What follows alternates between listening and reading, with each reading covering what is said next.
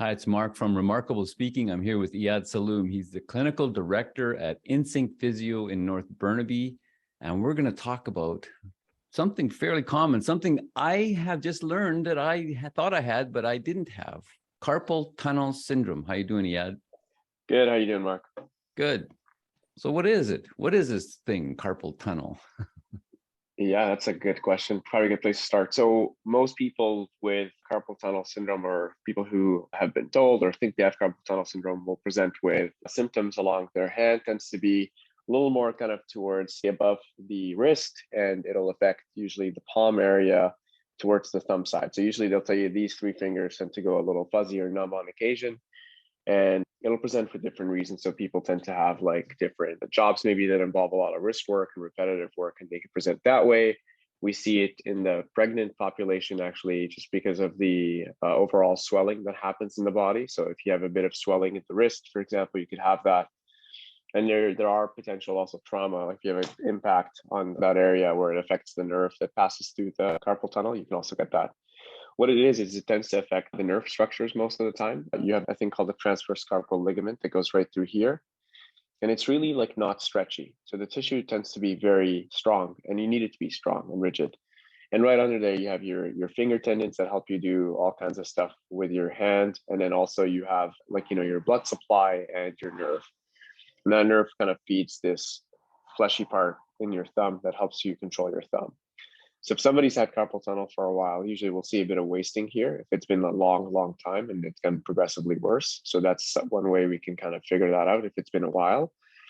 But in the kind of early onset acute phase, tends to be numbness or burning along this kind of distribution where the thumb, the index, and the middle finger are affected. And sometimes it goes to the ring as well, because there are people differences.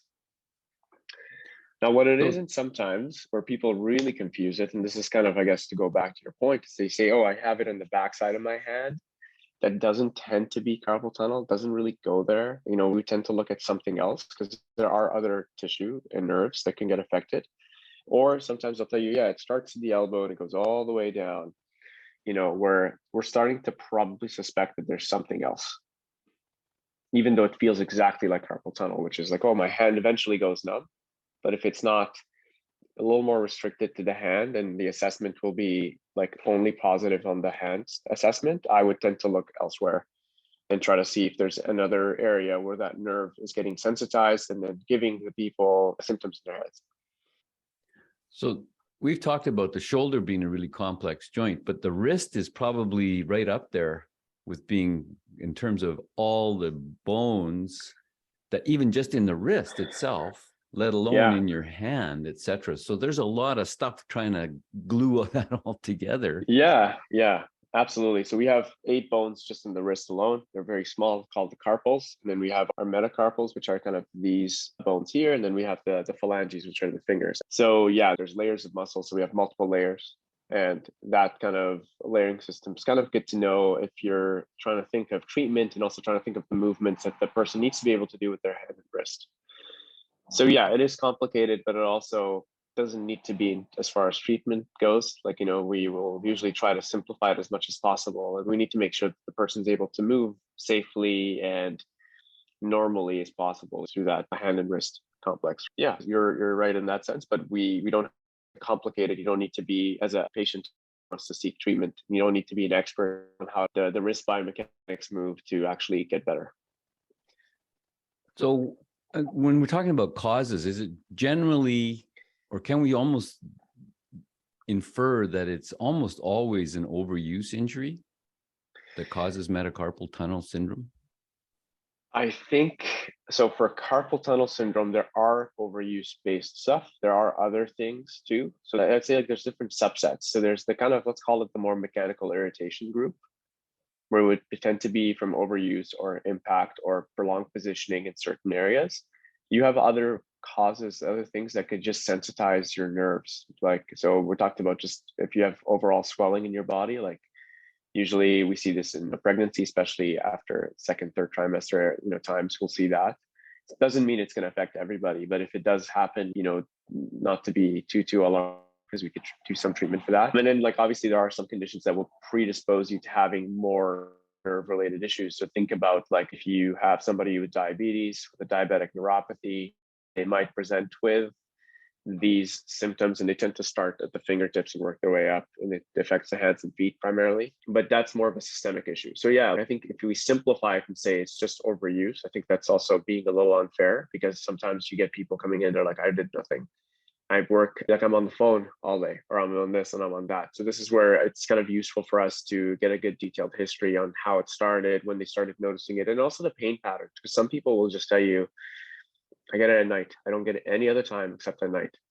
Like I had a patient who only got it when she go to sleep, and she would sleep like this on her wrist. So she imagine being here for 6 to 8 hours without moving. So you can get that. And then there's the others who, again, look like they have carpal tunnel, but you assess everything and you're like, there's a little more going on here. So most common one would be potentially an issue in the neck, where you have sensitized nerve through here, but they feel it in the hand. So if we can change it from the neck, it's probably not carpal tunnel syndrome, even though it fits carpal tunnel like.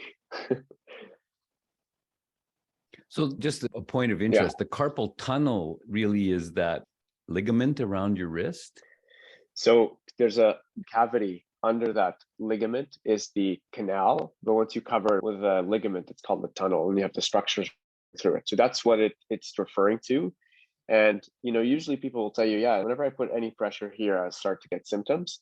Again, that's not enough for us to just say, oh, it's only due to this, because in some cases, we don't have a lot of evidence on this that it happens. But if you have a nerve that's sensitive somewhere else, it could become a little easier for it to get irritated further down. So imagine if you have a neck issue at the beginning that's contributing to this nerve. I'm going to be probably, based on just like there's some studies on animals, we don't have a lot of human data, that it could spread to other areas, and it could make it easier for you to develop issue further down the same line.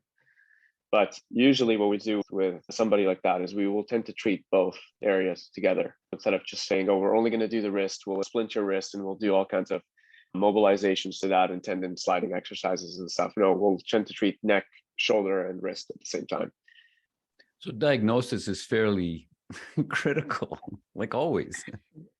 It is. It's just good to know, because I mean, I've had 2 patients now who have had confirmed electric conduction studies, when they actually study if the nerve's conducting properly, and they've confirmed carpal tunnel syndrome because of reduction in the conduction in the wrist, but they've never had anything else assessed. They have the surgical release, and yes, it helps potentially reduce their symptoms, but they're like, why is it not gone? And it tends to be because that nerve is probably sensitive somewhere else. So, with those 2 people, we ended up, one of them, it was more somewhere in the neck. So we treated the neck, we gave him a neck and kind of shoulder rehab program, and it eliminated it completely. And the other person was a little more persistent. So we needed to do a lot more kind of overall change, I guess. So we had to change just the way they did things and teach them different movement strategies, and treat the neck, treat the shoulder with a mix of therapy and exercise and IMS and different kind of strategies, just to help them get out of that kind of vortex that they kind of get stuck in sometimes. So yeah, you would want to know what you're treating first, instead of here's the 3 things to do for carpal tunnel syndrome, because you might have something that looks like it, feels like it, but probably isn't it. And I'm sure there's a range of treatment. So what is that? What's included in the range of treatment options that you provide people? So most important is we try to identify, this is usually what I do in the first day, is we'll try to identify what's actually provoking the symptoms. And we try to see if we can modify those stresses. So if it's with changing the way they do things, if it's basically with a mix of maybe bracing and some other exercises, we could do that. So I'll give you an example. I had a tennis player who had it. So we just had to teach them to hit the racket a little more like a tennis racket, a little less like a badminton racket, where they would do an extra wrist flick at the end. So that was a lot of what we did with them. And then there's other people where we would tend to, so for example, my partner who would sleep on their wrist, we're like, okay, how do we make them not sleep that way? We put them in an overnight brace to prevent that bending. So you got to just identify what's the potential trigger and maybe figure out ways to modify the stress on it. So that's, I guess, what you could do from let's call it a reduction of stress on the area. Other thing we could do, obviously, there's tons of exercises that tend to help a lot here. So the exercise doesn't have to just hand specific. Like, let's say the tennis player, we work a lot on shoulder and upper back so they can actually learn to swing through their body. If you have somebody who has a stiff hand, the tendons don't move so well, so we mobilize those in the planes that they need to move. So it tends to be a mix of that. And then obviously we have our hands-on techniques where we can do sometimes some mobilizations in there, just within their tolerance, and it tends to kind of help with pain relief and with improved range of motion. We just try to match the treatment to what's actually missing, because whenever you hear the word syndrome after a condition, it doesn't mean that it's a specific singular contributor. It's just kind of like a cluster of symptoms that could present. So we try to figure out what's causing this here and kind of match the treatment to that. And treatment time range? It'll depend from, I guess, how long you've had it, whether we can actually stop temporarily or modify the provocative factors. It'll depend on, for example, overall health. So if this person potentially has multiple comorbidities and then diabetes and these other things, obviously the recovery tends to be a bit slower, even if they're doing everything right. So there's a lot that goes into it. And then if you find it early and you intervene early, you're probably able to move on pretty quick, versus if you wait until that sensitivity builds up to the point, we probably are looking at a little longer. So we've seen in clinic anywhere from 4 weeks to 6 months to a year, even sometimes. It just depends on the job. So I'll give you an example of one person. We had a cashier who had this issue, so constantly scanning things. And we just had to change the way they did it. So it would be like move whole shoulder instead of moving just the wrist. So it's really tough to throw a number on it. But yeah, some people do really well without anything, which is also the funny part. And some people just persist even 6 months after the ground zero first day where they experience symptoms. If you're experiencing any kind of numbness, pain in your hands, the guys to see your Insync Physio, get experts diagnosing exactly what's going on so you can get it back on the path to recovery and health and feeling better. InsyncPhysio.com is where you can book to see them. They have 2 offices, one in Vancouver at 604-566-9716, or in North Burnaby, 604-298-4878. Get in there, get feeling better. Thanks, Iyad. Thanks, Mark.